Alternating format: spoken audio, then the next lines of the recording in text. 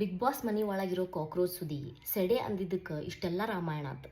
ನಾ ವಿಚಾರ ಮಾಡಂತಿದ್ದೆ, ನಾ ಮತ್ತು ನನ್ನ ದೋಸ್ತರು ಏನಾರ ಬಿಗ್ ಬಾಸ್ ಮನೆ ಒಳಗೆ ಇದ್ದಿದ್ರೆ ಹೆಂಗೆ ಅಲ್ಲೋಲ ಕಲ್ಲೋಲ ಇರ್ತಿತ್ತಪ್ಪ ಪರಿಸ್ಥಿತಿ ಅಂಥೇಳಿ. ಯಾಕಂದ್ರೆ ನಮ್ಮ ಬಾಯಿ ಅಲ್ರಿ, ಬೊಂಬಾಯಿ ನಮ್ಮ ಮಾತು ಕೇಳಿ ಬಿಗ್ ಬಾಸ್ ಬೀಪ್ ಹಾಕಿ ಹಾಕಿ ಅವರಿಗೆ ಬಿ ಪಿ ಬರ್ತಿತ್ತು.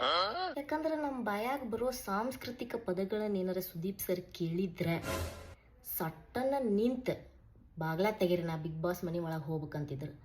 ಅವ್ರ ಹೇರ್ ಸ್ಟೈಲಿಸ್ಟ್ ಸರ್ ತಡ್ರಿ, ನಿಮ್ಮ ಕೂದಲ ಇನ್ನೂ ಗುಂಗುರು ಮಾಡಿಲ್ಲ, ಮಾಡ್ತೀನಿ ಆಮೇಲೆ ಹೋಗುವಂತ್ರಿ.